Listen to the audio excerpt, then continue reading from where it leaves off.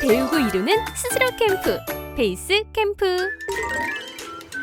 여러분, 안녕하세요. 여러분과 함께 국어 공부를 완주할 한이쌤이에요. 여러분도 국어 공부를 완주할 준비가 되어 있나요?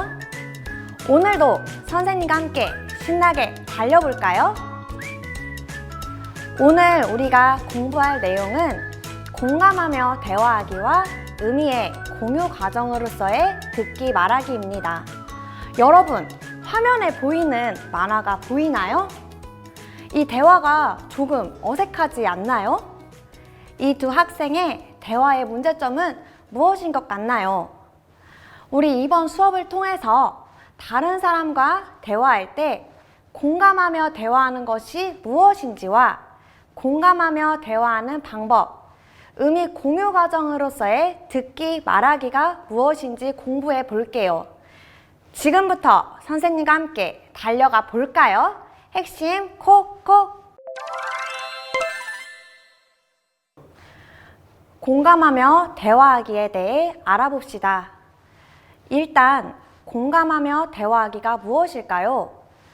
바로 다른 사람의 생각이나 감정을 잘 이해하면서 듣고 말하는 것입니다. 공감하며 대화하는 방법을 알아봅시다.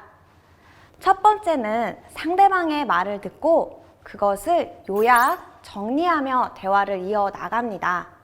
두 번째는 상대방의 흥미와 관심을 고려하여 대화 내용을 선정하여 말합니다. 세 번째는 선입견이나 편견을 갖지 않고 상대방의 감정이나 생각을 있는 그대로 받아들입니다. 네 번째는 상대방이 이야기를 이어갈 수 있게 상대방의 말에 관심을 드러내는 말이나 질문을 합니다. 다섯 번째는 말하는 이와 눈을 맞추거나 고개를 끄덕이는 등 적절한 반응을 보이며 상대방의 말을 집중해서 듣습니다. 우리 지금까지 공감하며 대화하는 방법에 대해 알아보았어요. 그러면 잘못된 대화의 유형에 대해 알아봅시다. 첫 번째는 상대방의 말 자르기입니다. 나 어제 가족들이랑 수족관에 다녀왔거든? 그런데 나도 거기 갔다 왔어. 진짜 신기하더라.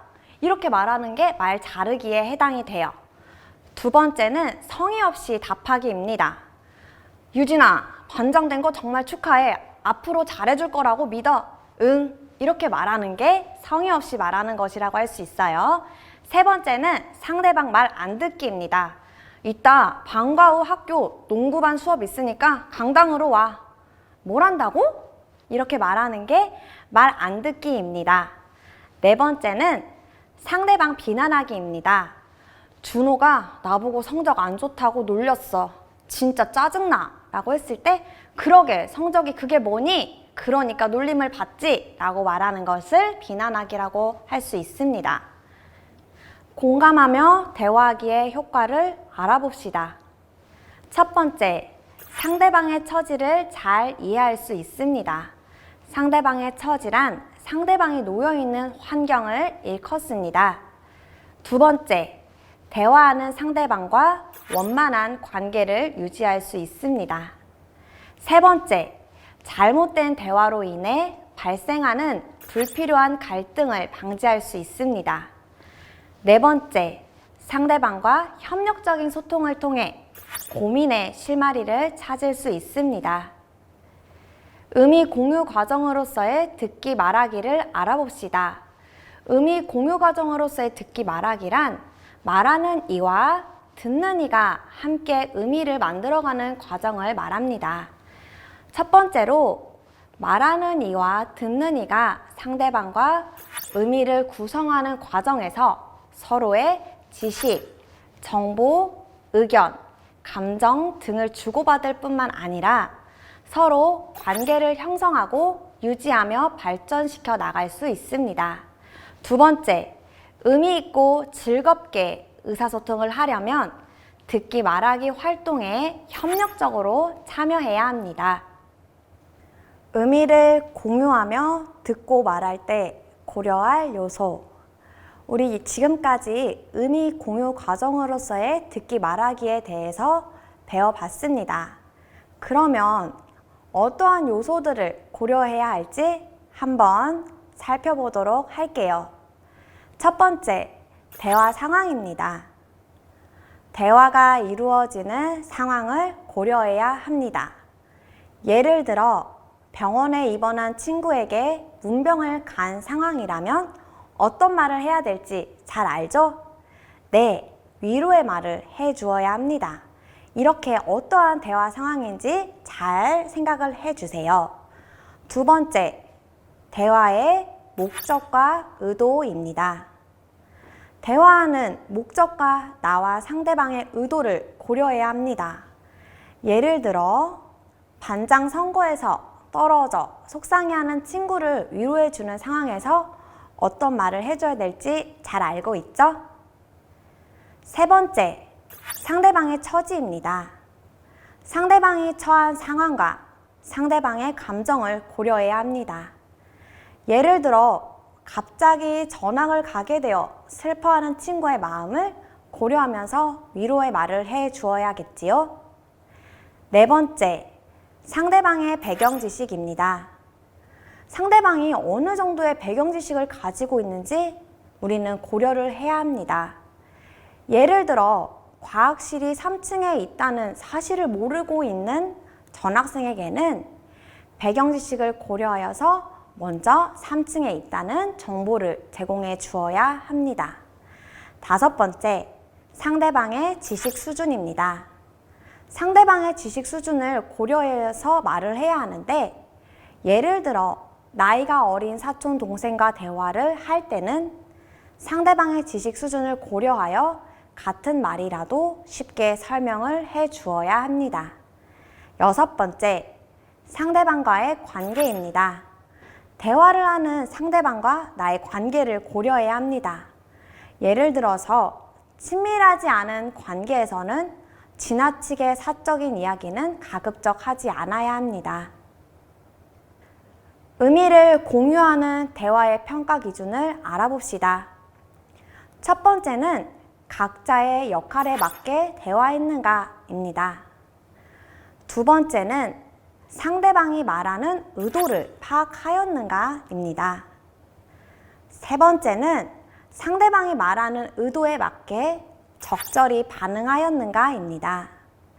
네 번째는 상대방이 처한 상황이나 처지를 고려하여 표현하였는가입니다.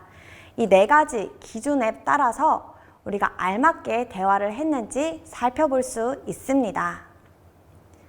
핵심 콕콕을 통해 공감하며 대화하기와 의미의 공유 과정에 대해서 잘 공부하였나요? 이번에는 내가 얼마나 이해하였는지 실력 다지기 문제를 풀며 확인해 볼게요. 너의 실력을 보여줘. 실력 다지기! 첫 번째 문제 시작합니다. 다음 빈칸 안에 들어갈 말을 각각 써 넣으시오. 여러분들, 이 빈칸 안에 어떤 단어가 들어가야 할까요? 우리 한번 배운 내용을 통해서 채워보도록 할게요. 듣기 말하기는 말하는 이와 듣는 이가 함께 네모를 만들어가는 과정이다.